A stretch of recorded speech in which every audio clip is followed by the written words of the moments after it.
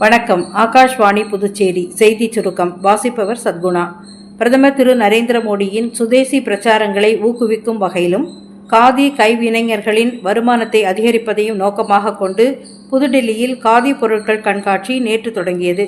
டெல்லி, ராஜஸ்தான், பீகார், தமிழ்நாடு உள்ளிட்ட 18 மாநிலங்களைச் சேர்ந்த காதி நிறுவனங்கள் மற்றும் தொழில் முனைவோர் இந்த கண்காட்சியில் பங்கேற்றுள்ளனர்.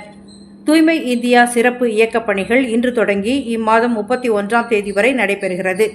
அரசு அலுவலகங்களில் தூய்மையை கடைபிடிக்கவும் நிலுவையில் உள்ள பணிகளுக்கு தீர்வு காணும் வகையிலும் இந்த சிறப்பு இயக்கத்திற்கு ஏற்பாடு செய்யப்பட்டுள்ளது. அதன்படி மத்திய அரசின் அனைத்து அமைச்சகங்கள் மற்றும் அதனை சார்ந்த துறைகளின் அலுவலகங்களில் இந்த தூய்மை பணிகள் நடைபெறவுள்ளன. வரும் 5 ஆண்டுகளில் பருப்பு வகைகள் உற்பத்தியில் தன்னிறைவை எட்டுவதற்கான இயக்கத்திற்கு மத்திய அமைச்சரவை ஒப்புதல் அளித்துள்ளது.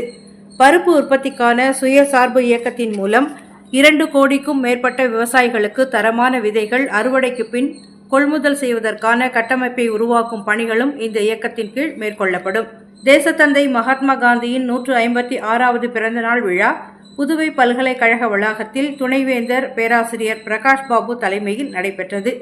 இந்நிகழ்ச்சியில் பேசிய அவர், மகாத்மா காந்தி தனது வலுவான ஆயுதமான அஹிம்சையை பயன்படுத்தி இந்தியாவின் சுதந்திரத்திற்காக வாழ்க்கையை அர்ப்பணித்தவர் என்று கூறினார்.